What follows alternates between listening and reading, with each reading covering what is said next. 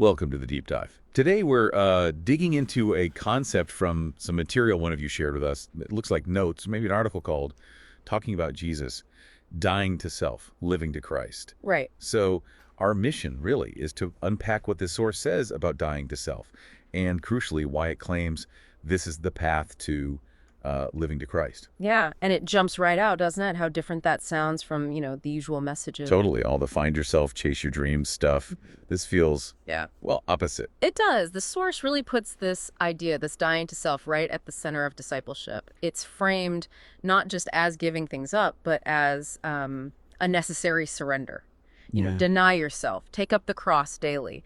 That core idea. Okay, so let's get specific. What does this source mean by dying to self? It seems careful to say it's not self-hatred or anything like that. Exactly. No, according to this text, it's more about a conscious choice, a deliberate setting aside of, well, our own will, our preferences, maybe our ambitions, even just our comfort zone sometimes. It's choosing God's will over our own. Like that prayer, not my will, but yours. Precisely, echoing that. And the source really stresses this isn't just for the big life-altering moments. It's in the day-to-day, the small choices.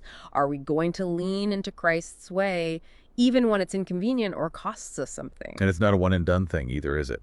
The source seems quite clear on that. Oh, absolutely key. The text says something like, the dying comes first, and it must come daily. Mm-hmm. So yeah, less of a single event, more of a posture, a continuous orientation. Whose kingdom are we building today? Ours or his? Right. Are we holding on to our agenda or yielding to his purposes? Yielding. That's a good word for it. And here's where it gets really interesting. That paradox the source presents.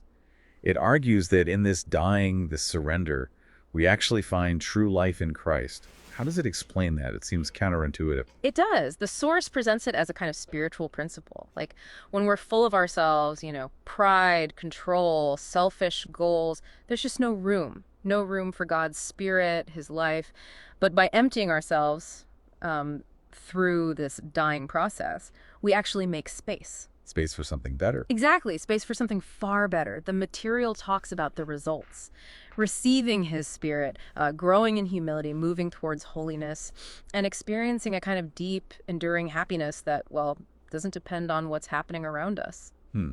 So that's the authentic life it's pointing to, rooted in Christ, not self. That's the idea. Built on him, not our own shaky ground. But it doesn't paint it as easy. It connects it very directly to the cross. No, it definitely doesn't sugarcoat it. The cost is acknowledged. The cross isn't just a symbol here. The source calls it the altar, where the old self is laid down. The altar. That's powerful imagery. It is. And what's crucial is how the source immediately links that crucifixion to resurrection. It uses this pairing.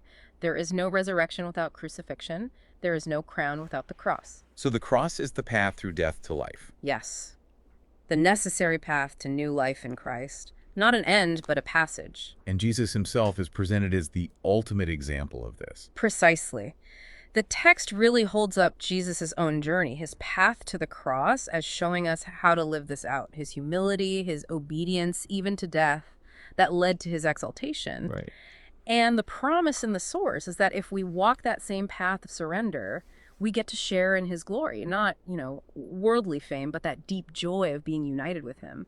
The call is less about fearing the cross and more about embracing surrender, because that's where true joy and peace are found. And that resurrection life on the other side. That's it.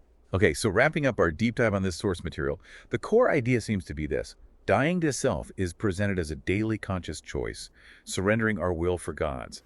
And the big claim is that this, even though it involves the difficulty of the cross, is actually how we find true life. Yes, fullness in Christ, being filled with his spirit, developing humility, holiness, that lasting happiness. And the source uses that verse from Galatians, right? It does, Galatians 2:20. I have been crucified with Christ, and I no longer live, but Christ lives in me. Wow. That really sums it up. It captures the essence, doesn't it? It does. The source calls this whole thing a sacred exchange. Trading our sort of fragile, temporary desires for God's eternal will.